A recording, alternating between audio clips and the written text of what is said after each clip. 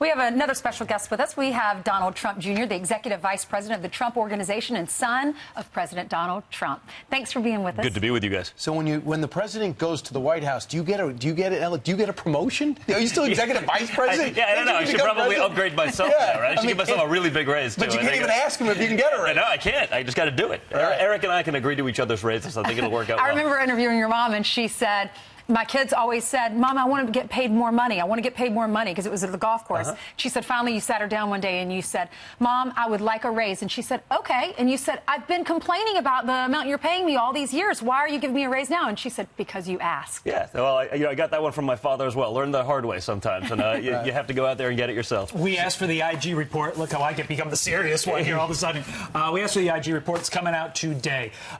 We have talked about all morning long what we're expecting. It's going to be an indictment, not an actual one, but a metaphysical one of the Clinton email scandal. Yes. What are you expecting? You know, listen, I sort of look at what I've seen from the outside bureaucracy. I sort of look at them as HR for a big corporation. I mean, they're not there for the little guy. They're there to protect the big corporation. So I imagine it will be one of those things that both sides will look at and be like, see, I told you so.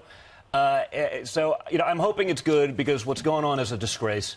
When you see the things that we've seen in our government, if you saw those things happening in, you know, banana republics, you'd say that's terrible. But when they're happening actually here in this country, and you notice all the people that were really loud a few weeks ago sort of went away. They're kind of quiet all of a sudden because I think they realize that people are onto them. They know what's been going on, and what happened has been really disgusting. What's going to be hard to do is to marginalize it as a political document. When he was appointed, Michael Horowitz, by President Bush and reaffirmed by President Obama, right. It looks like politics could be out of this and a year investigation could be into this. So when they come to their conclusion and present their case, Comey, McCabe, Peter Strzok, Lisa Page, and maybe Bruce Orr, according to some of these unredacted things that have been released now, could have their credibility questioned. What does that mean in the big picture? Well, listen, I think if you want to question their credibility, they've done enough of that on their own. I mean, just look at the double talk, all the things that they've said, all the things they've lied about. I mean, it's right out there. I mean, these are, you know, public statements that they've made. So, you know, I think their credibility is shot, and it's a shame to see that happen to some of these great institutions like the FBI, where the guys on the ground, the boots,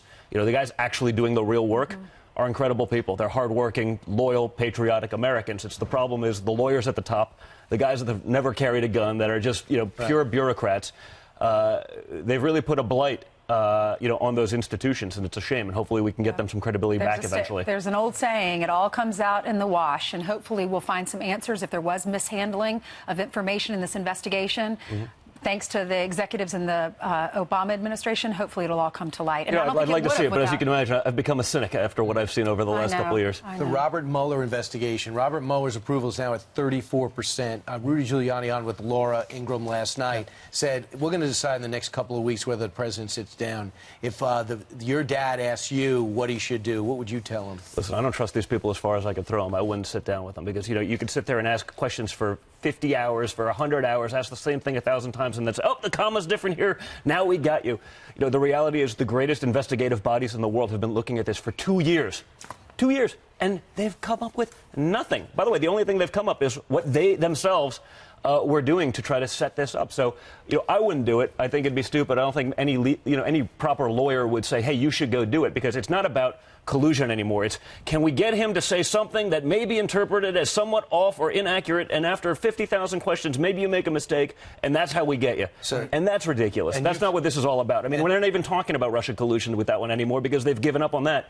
It's the constant attempt to try to find something to undermine this president, this duly elected president. And again, for me as an American, and when I'm around, you know, other parts of the country, I mean, people are coming up to me being like, what's going on is disgusting. You also had that experience with yourself directly. I did, by the way. How many hours have you testified in front of About 25 hours in front of various congressional bodies, you know, millions in legal fees and all this stuff. The difference is I can weather that storm. Most of these other people on here can't. They're younger people. They're working on a campaign. So they beat them down. They put them in these situations where they're in, and it's just not really fair. It's really It costs them a lot of money, don't they? It does. What's nice about it is the mess that I went through was probably the little, say, the needle in the haystack that created the precipice for all this other discovery that we found out, hey, Look at what they're doing. Right. Like, it's the other side. It's the Democrats funding these things. It's the Hillary Clinton campaign spending millions of dollars to foreign agents to come up with this nonsense dossier that's still totally unverified. And yet, if you look at some of the other networks, they run around like this thing's the Magna Carta. Let's get to the big issue of this week prior to today, and of course that's the North Korea summit. When you saw your dad shaking the hand of Kim Jong-un, there's a picture of it right there for those of you who weren't around this week. What's going through your mind when you see that? Listen, it's incredible. And, I know the guy. I understand how he works. Even when they sort of pulled out of the summit, I told a couple people, I was like, this is exactly what's going to happen. He's going to play hardball. They're going to come back to the table, and they're going to get this thing done. That's what it is. I mean, he understands how to do these things. And that's why it's so interesting when I watch these government pundits. Oh, my, I've been dealing with this issue for 30 years. Hey, for 30 years, you couldn't get in a room with the guy. You couldn't even have a meeting. I'm not saying he's a nice guy. I'm not saying this, but you have to have this dialogue. I mean, I see the other side. They're almost upset that we're not at nuclear war with North Korea right now because it means that Trump was actually effective. But guess what? What they've been doing for 60 years, since the end of that war, which never really ended, but for 60 years, totally ineffective. So someone comes in, takes a different approach, tries to do something else, actually brings a business mentality to this thing, and guess what? You have more progress in 16 months than they had in 60 years, and yet they continue to knock it. So what he did this week was incredible, and it's textbook Trump. I mean, he knows how to get people on his side. He knows how to breach those gaps, and the gaps are very substantial, but he knows how to do that because he's done it for his entire career.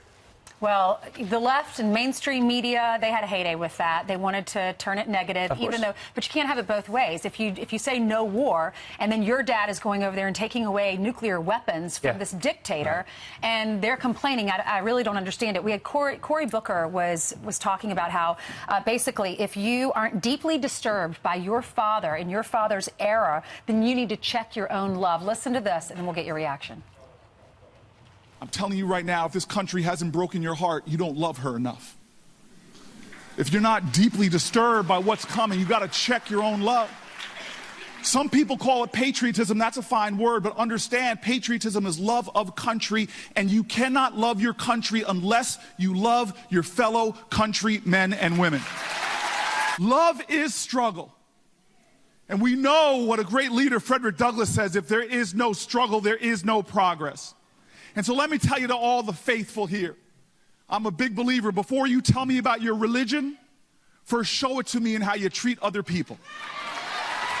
Very charismatic, but does not like your father. He said at the beginning of that, and I'm not really sure what this means, I'm telling you right now, if this country hasn't broken your heart, you don't love her enough. Yeah, listen, it's ridiculous. And I think we're used to seeing Cory Booker and the histrionics and everything is drama. And yet, 2 weeks ago, we put forth prison reform legislation that he's been fighting for since the beginning of his career, and all of a sudden he's against it. Because anything that Trump does, he'll be against it. So something that he's championed, that he's done, all of a sudden he's not for it. And he realizes, I think, that's a mistake. But that's the problem with the other side. If Donald Trump walked across the Hudson River to New Jersey, they'd say Trump can't swim. If he came out for oxygen, they'd be against it. Okay, they'd hold their breath. So you're just almost used to it, it's just, honestly, it's just noise. He looks like he's auditioning to be a televangelist. And, we get that. We've seen the over-drama. We've seen the facial expressions in the hearings. I don't think it plays well with real people in this country. I mean, I get he thinks it probably does, but I think he's a terrible actor. The Democrats are trying to get a message across and try to find what the right one is, because it's been ineffective so far. And it seems like the president's numbers are going up, and they're higher than President Obama's. If you're a Democrat, what matrix are you running on? Are you running on jobs? Are you running on the economy? I literally cannot think of a single matrix by which their policies have proven to be successful, and Trump's haven't, because he's winning. That's what he's doing. Right. I just want you to hear what Bob Corker said yesterday, who was up for Secretary of State, up for a running mate, at times been a critic of the president. Here he is calling out what he told me was leadership yesterday in saying this. We're in a strange place. I mean, it's almost, it's becoming a cultish thing, isn't it? It's not a good place for any party to end up with a cult-like situation as it relates to a president that happens to be purportedly of the same party. So he says because no one wants to buck, because leadership doesn't want to buck the president, They're a cult. Listen, I think that's ridiculous. I think, you know what, if it's a cult, it's because they like what my father's doing. You see real Americans actually winning for a change, conservatives actually getting things done. And I mean, I saw this during DACA when Schumer folded initially. I had multiple congressmen call me, Don, what just happened? I go, what do you mean? I go, what just happened, Don? I go, well, we won. And I quote, we don't win. We give up because the other side calls us a name. They do this. So I think Americans, and I addressed this yesterday on my Twitter to Corker, you know, Americans want to see someone who's actually going to have conviction, not just talk about it, you know, with great sound bites. And then when it comes game time, they sit there and fold. They want someone who's going to be like my father and fight and actually want to win. And how about actually want to win elections? How do you feel about Adam Schiff saying the other day that if he gets the majority in the House, they're going to investigate Jared and Ivanka? Yeah, I think it's ridiculous. But, you know, again, Adam Schiff, he's never met a TV camera he didn't love. So he'll be out there, he'll say all these things, and it all ends up being nonsense. 99% chance he's the guy leaking all these things. I dealt with him in my testimony, and you know, every time he went to a bathroom break, you know, I get to read about it on CNN 7 hours later when we were out of there.